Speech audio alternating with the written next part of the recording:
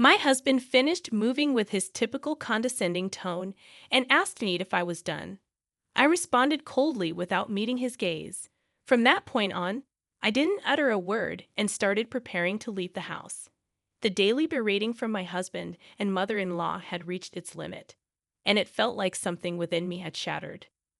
I knew I couldn't deal with them anymore. The moment my husband told me to leave, an odd calmness washed over me. Since then, I prioritized myself, ignoring both my husband and mother-in-law. The day after I truly left, I received several frantic calls from my mother-in-law. When she asked, "Who's this?" my faint ignorance left her dumbfounded. From that point on, the nefarious actions of my husband and mother-in-law were exposed, and their lives spiraled into chaos. My name is Catherine. I work part-time at a nearby deli. I married Bob at 25, gave birth to our son Charlie at 28, and now, as we celebrate our 25th wedding anniversary, we're both 50. Recently, Charlie graduated from college and began his life as a working adult. It felt like a weight had been lifted off my shoulders. These 25 years weren't just full of joy. There were hardships and haunting memories from the past. Looking back, Bob and I were never a great couple. While divorce was never on the table, we had our fair share of big arguments stemming from trivial things. However, once Charlie was born, those moments became less frequent. Charlie was like a dream come true for Bob, who always wanted a boy. Despite my decision not to have more children and to focus on raising Charlie, our relationship wasn't always smooth. Charlie went through his rebellious phase, and we had disagreements about his future. Yet he was always straightforward, clear about what he wanted and needed to do, never hesitating to share his opinions. I believed Charlie should pursue his passions, but Bob had a different idea. "Listen up. A man's worth is in his education. I'll never approve if you just finish high school. And if you go to college, it better be a top one, or I ain't paying." Bob tried to force Charlie onto a path he laid out. Charlie, however, wasn't one to stay quiet. In the end, he clashed with Bob and chose a college program he desired.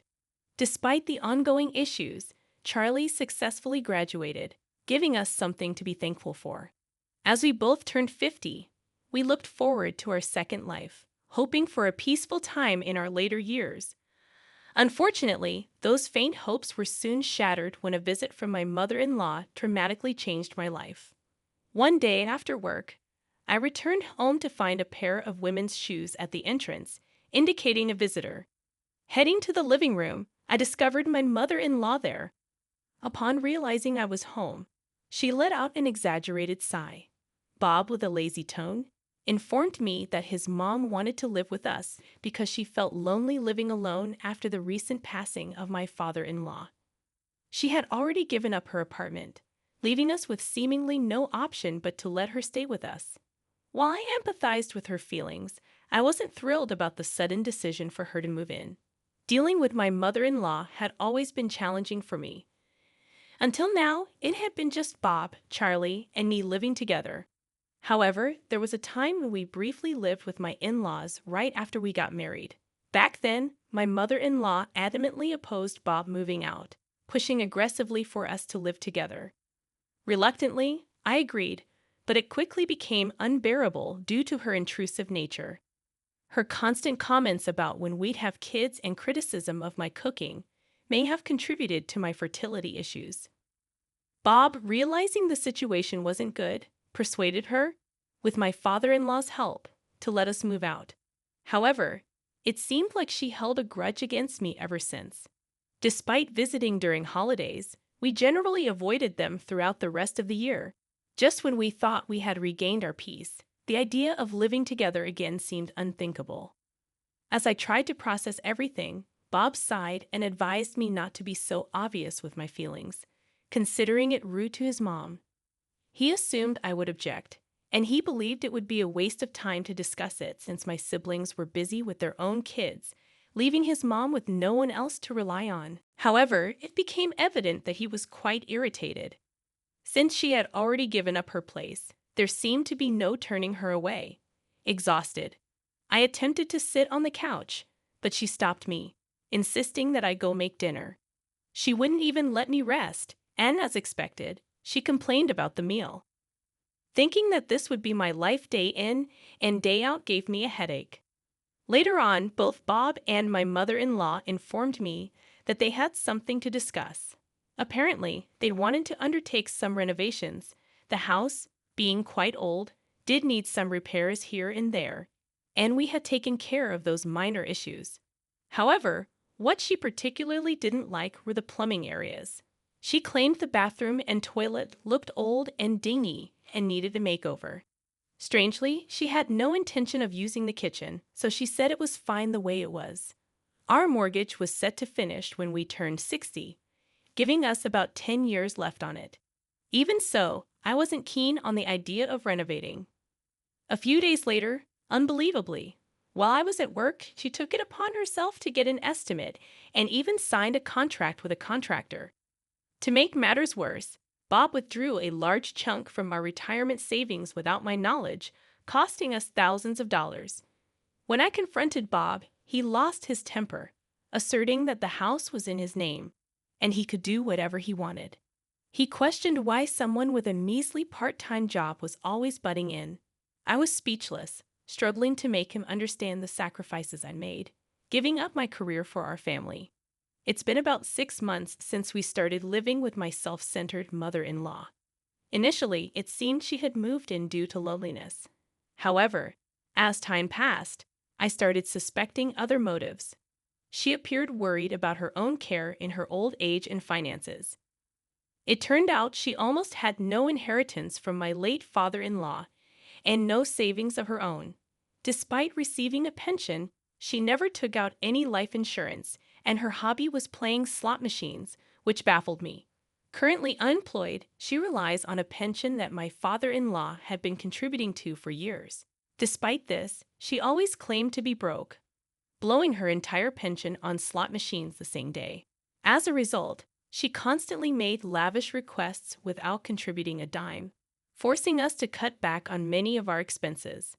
She would often express her desire to eat out or purchase expensive cosmetics to maintain a youthful appearance.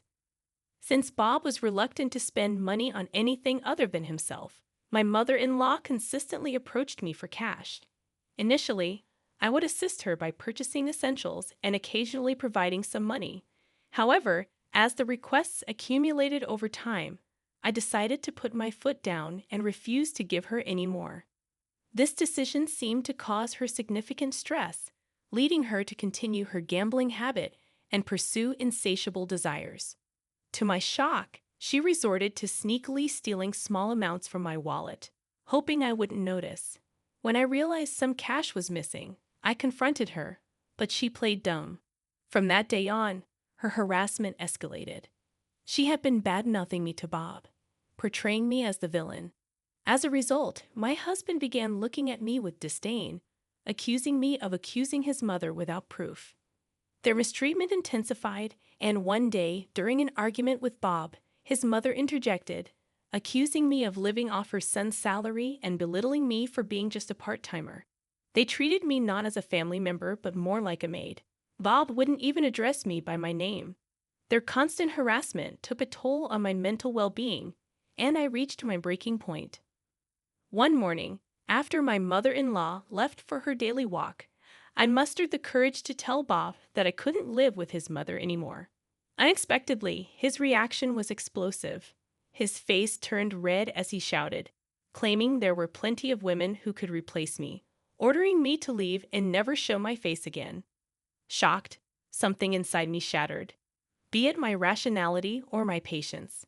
With a calm voice, I acknowledged his words, quickly got ready, and left for work. Since then, I prioritized myself, ignoring both Bob and his mother.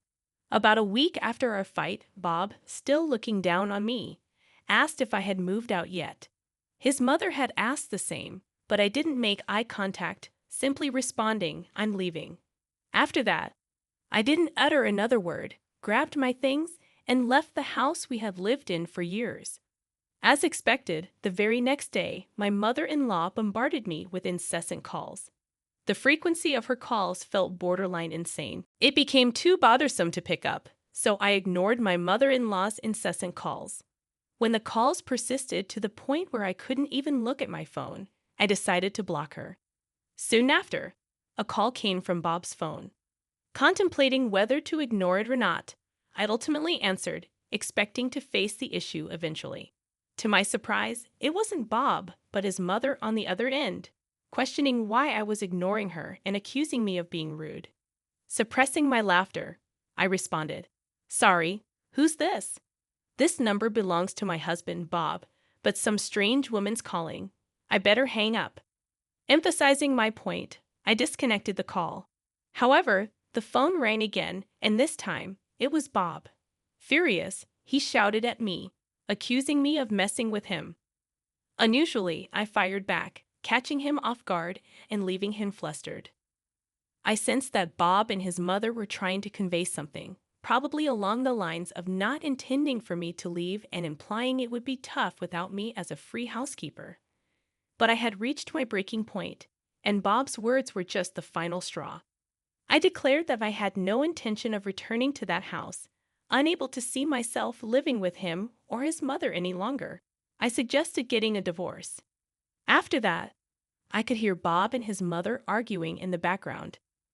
Their muffled conversations seemed to revolve around topics like my part-time income, the embarrassment of divorcing at our age, and doubts about my decision to leave. I firmly stated that discussing the divorce terms would be more productive than talking to them, and I declared my intention to get a lawyer. As I was about to hang up, Bob pleaded in a desperate tone, asking me to come back, admitting he was wrong. Curious about what he wanted, I listened. However, his apology seemed half-hearted, and he made a ridiculous request for me to return. It was clear he would revert to his condescending ways. Infuriated, I retorted that I'm not his personal maid and suggested hiring someone for housework. Bob shouted at me, attempting to intimidate me, but over the phone, I stood my ground. Frustrated, he pleaded, asking me to wait and apologizing again. I decided to reveal everything his mother had been doing behind his back, from stealing money to selling his cherished belongings at a thrift shop. Bob seemed disbelieving and checked the closet as I detailed the theft of his brand-name bags and clothes. In the midst of commotion on the call, Bob discovered that his prized possessions were indeed missing. His mother continued to feign innocence, even suggesting a burglar might be responsible for the theft. I calmly pointed out the impossibility of an intruder breaking in, highlighting the security measures we had in place with a contracted security company and surveillance cameras. The evidence strongly indicated an inside job, suggesting that his mother was using the death of his father as an excuse to target our money. I emphasized that the police couldn't intervene in civil matters, implying that Bob would indeed have his hands full with the situation. Bob's stifled sobs were evident as I confronted him with the truth about his mother's actions. He mentioned contacting me regarding the divorce, and I reiterated my firm decision. Days later, we met at a local diner to discuss matters further. Bob and his mother appeared haggard, with the receipt from her purse confirming the sale of Bob's belongings. In the meeting, Bob expressed his awareness of his mother's financial troubles and suggested getting her a place in a public housing project without offering financial assistance. However, I made it clear that my only goal was the divorce, not involvement in their financial affairs. Despite Bob's pleas and promises to repay the money his mother took, I remained resolute in seeking a divorce. As the conversation seemed to veer towards reconciliation, I tried to redirect the focus back to the divorce. Bob's pleas intensified, with him begging for forgiveness and promising never to upset me again. Unmoved, I reiterated my desire for a divorce. Frustrated by the lack of progress, I decided to take a different approach. Pulling out a photograph from my bag, I revealed Bob's affair with a coworker that had been going on for over a year. The picture captured Bob walking hand in hand with the other woman. The revelation shocked both Bob and his mother, who had turned even paler. I explained that I had discovered the affair a year ago, but kept silent to avoid impacting Charlie's college years. However, now, with the added stress from his mother and Bob's mistreatment, I had reached my limit. I disclosed that if he didn't agree to the divorce, I was prepared to hold him accountable for the affair. This affair, which I initially considered overlooking, had become a breaking point for me. Bob, visibly shaken, begged me not to divorce, claiming it was just a fling. His mother also tried to intervene, mentioning the potential shock it would cause Charlie. In the aftermath of the revelations, I met Bob and his mother at a local diner to discuss the divorce. To their surprise, Charlie, whom I had already informed about the situation, joined us. With a stern look, Charlie directed disdain towards Bob, expressing his disappointment. He highlighted that learning about the affair was shocking, but what his grandmother had done was even worse. Bob's mother appeared on the verge of tears. Bob, in his pitiful state, became defensive, scolding Charlie, claiming it didn't concern him and accusing him of getting too big for his britches. However, Charlie calmly reminded Bob of his lack of family commitment, emphasizing that work had always been his first love. Charlie pointed out that his mother took care of everything at home, even funding his high school and college education, while Bob was neglectful of family responsibilities. Bob was left aghast, not expecting such revelations from his son. Charlie's words were a wake-up call, exposing Bob's long-standing irresponsibility with money. The truth was, Bob had a habit of wasting money, similar to his mother's lavish spending on slot machines and outings with younger men. This financial strain was one reason why we hadn't had more children. Bob tried to interrupt, claiming he made payments, and his mother agreed, but I continued to state my case. I emphasized my significant contributions to living expenses, managing funds for Charlie's education, and never receiving financial support from Bob. Charlie supported my claims, revealing that Bob never gave him any gifts or allowances. Facing this undeniable truth, Bob and his mother were left speechless. Charlie expressed that despite being seen as an heir, his mother was the one who supported him during his college years. Bob's attempts to defend himself and his mother were futile. At this point, I declared that I had had enough and wanted a divorce. Charlie affirmed his support for me, and we left the cafe, leaving Bob and his mother in stunned silence.